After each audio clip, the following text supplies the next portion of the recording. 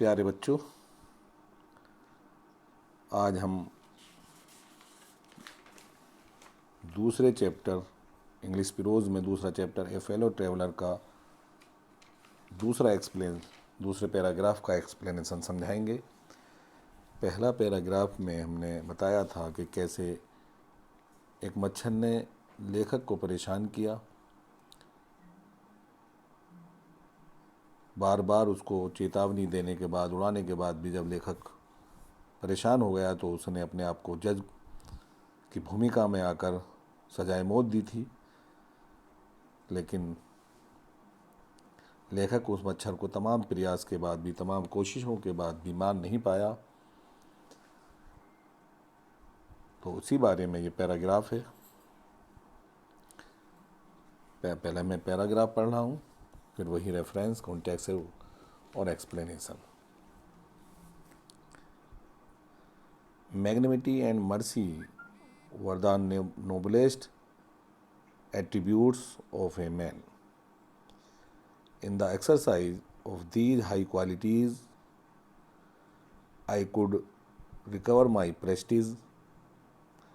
At present, I was a ridiculous figure, a thing for laughter and derision. By being merciful, I could desert the moral dignity of man and go back to my corner with honor. I withdraw the sentence of death, I said, returning to my seat. I cannot kill you, but can reprieve you. I do it. काफ़ी important paragraph है बच्चों ये। अब इसका reference जैसा मैंने पहले paragraph में ही बताया था। These lines have been taken from the lesson A Fellow Traveler written by A.G. Gardiner। कि ये जो पंक्तियां हैं, जो लाइनें हैं, ए फेलो ट्रेवलर नामक पाठ से ली गई हैं, जिसके लेखक A.G. गार्डिनर हैं। कॉन्टेक्स्ट, प्रसंग। When the writer could not kill the mosquito, he gave up his anger and became merciful towards it। जब लेखक मच्छर को मार नहीं सका तो उसका गुस्सा खत्म हो गया, यानी उसने अपना गुस्सा त्याग दिया, छोड़ दिया और मजबूरन मच्छर पर उसे दया आने लगी। एक्सप्लेनेशन, अब इसकी व्याख्या। The author makes several attempts to kill the mosquito, but all attempts failed। लेखक ने मच्छर को मारने के कई प्रयास किए, कई बार कोशिश की, लेकिन फिर भी सारे प्रयास, सारी कोशिशें उसकी बेकार गईं। वह हर कोशिश में असफल हो गया। Now he feels how foolish and helpless he is in this fight। अब उसने महसूस किया कि वह इस लड़ाई में कितना मूर्ख और असहाय रहा।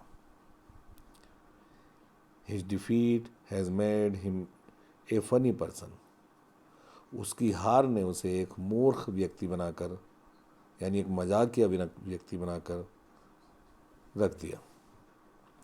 He thinks that mosquito must be laughing at him।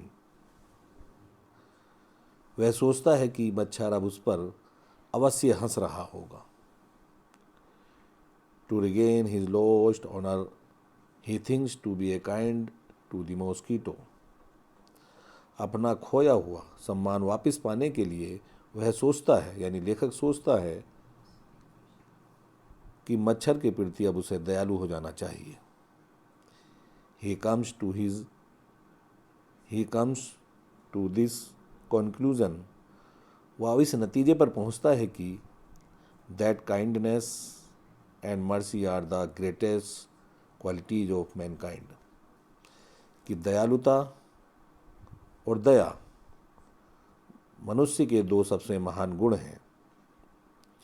So he decides to show mercy towards the mosquito। इसलिए वह मच्छर के प्रति अब दया दिखाना चाहता है, रहम दिखाना चाहता है। Now he goed back to his seat and gave up his idea of killing the mosquito.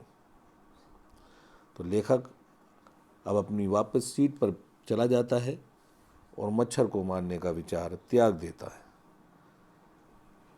तो ये दूसरा पैराग्राफ था। इसी के साथ कहते हैं ना कि अंगूर खट्टे हैं। जब वो मच्छर को मार नहीं सका तो आखिरकार उसने उसे मारने का विचार त्याग दिया और फिर वो अपने धीरे धीरे उसका गांव की मंजिल जहाँ पर उसे उतरना था उसका स्टेशन आ गया और वो वहाँ से उतर कर चला गया। मच्छर अकेला उस डिब्बे में घूमता रहा। तो ये बच्चों इस चैप्टर के 2 पैराग्राफ थे, ये दोनों इम्पोर्टेंट हैं, इनको तैयार करना। इसके शॉर्ट क्वेश्चन आगे हम कराएंगे।